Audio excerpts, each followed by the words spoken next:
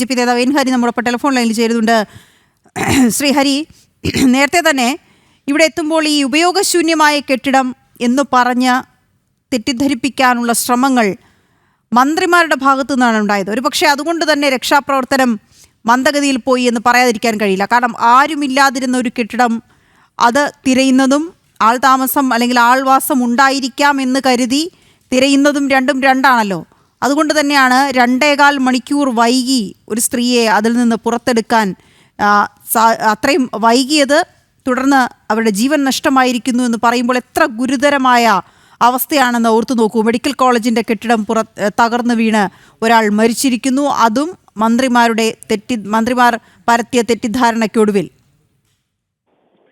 100%. ഞാൻ രാവിലെ തന്നെ ഇത് എല്ലാവരോടും പറഞ്ഞിരുന്നു. ഈ കാര്യം വളരെ ലഘൂകരിച്ച് ഞാൻ പറയുന്നത് ബഹുമാനപ്പെട്ട നമ്മുടെ അവിടുത്തെ ജില്ലാക്കാരനായ മന്ത്രിയും അതുപോലെ തന്നെ ആരോഗ്യവകുപ്പ് മന്ത്രി വീണ ജോർജും എത്ര നിസ്സാരമായിട്ടാണ് ആ കാര്യം. സാരമായ പരിക്ക് നമ്മളെല്ലാവരും കണ്ടതാണ്.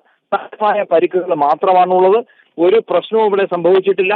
അവിടെ ഞങ്ങൾ മറയിട്ടിരുന്നു. ആ ഒരു ചില ആളുകളെ കൊണ്ടുപോയത് പറയുന്നത് കേട്ട് കഴിഞ്ഞാൽ ചില പലകയെ കിടത്തി വരെ കൊണ്ടുപോകുന്നുണ്ട് എന്നാണ് അവരവിടെ പറഞ്ഞുകൊണ്ടിരുന്നത്. അത് അവിടെ നിൽക്കട്ടെ. ഇതിന്റെ ഗൗരവം എന്ന് പറയുന്നത് അവിടെ മറച്ചു കെട്ടി എന്ന് പറയുമ്പോൾ ഈ മറച്ചു കെട്ടാൻ ഉള്ളതും ഇത് പൊളിക്കുന്നതുമായി ബന്ധപ്പെട്ട് ഇപ്പോഴല്ലേ ഇത് ഏതെങ്കിലും ഒരു HMC ഈ കാര്യം പറഞ്ഞിട്ടുണ്ടോ? ഏതെങ്കിലും നിലപാട് ഞങ്ങൾ നിലപാടെടുത്തിരുന്നു, ഞങ്ങൾ അങ്ങോട്ട് മാറ്റാനാണെന്നൊക്കെ പറഞ്ഞിരുന്നെങ്കിൽ എവിടെ ആ ഒരു റെക്കോർഡായിട്ട് എവിടെയെങ്കിലും ഈ കാര്യങ്ങൾ ഉണ്ടോ? ഒന്നുമില്ല. ഇതിനകത്ത് മന്ത്രിമാര് ശരിക്കും പറഞ്ഞു കഴിഞ്ഞാൽ എനിക്ക് തോന്നുന്നു, ഞാൻ ബലമായി സംശയിക്കുന്നു, അവരെ മുഖ്യമന്ത്രിയുടെയൊക്കെ പരിപാടി അദ്ദേഹം ജില്ല വിട്ടു പോയിട്ട് ഇത് പറയാൻ വേണ്ടിയിട്ട് അല്ലെങ്കിൽ ഇത് ഉണ്ടാവുമെന്ന് അറിഞ്ഞുകൊണ്ട് അദ്ദേഹം പോകുന്നിടം വരെ വെയിറ്റ് ചെയ്തതാണോ എന്ന് നമ്മൾ സംശയിക്കേണ്ടിയിരിക്കുന്നു. കാരണം ഇത് ആദ്യം തന്നെ വരുമ്പോൾ വളരെ പെട്ടെന്ന് വളരെ ഗൗരവമായ രീതിയിൽ ചെയ്യേണ്ട കാര്യമാണ്. അതിന് വെച്ചിട്ടുള്ള അനാസ ഞാൻ വീണ്ടും പറയുന്നു. ഇപ്പൊ വീണ്ടും ഞാൻ ഈ ചാനൽ പരസ്യമായി പറയാൻ ആഗ്രഹിക്കുന്നു. അത് തൊട്ടടുത്ത അനുബന്ധ കെട്ടിടങ്ങളിൽ, പഴയകാല കെട്ടിടങ്ങളിൽ അടിയന്തിരമായി നിങ്ങൾക്ക് പരിശോധിച്ചാൽ ചാനലുകൾക്കോ അല്ലെങ്കിൽ മറ്റുള്ള ഓഫീസേഴ്സോ പോയി കഴിഞ്ഞാൽ കമ്പികളെല്ലാം തെളിഞ്ഞ് താറുമാറായി എപ്പം വേണമെങ്കിലും ഇതിനേക്കാൾ താഴെ വീഴാൻ പറ്റുന്ന രീതിയിലുള്ള പൊട്ടലുകൾ പിടിച്ച കമ്പികൾ തെളിഞ്ഞു കാണുന്ന രീതിയിലേക്കുള്ള ആ വാർഡുകൾ നമുക്ക് അവിടെ കാണാൻ സാധിക്കും.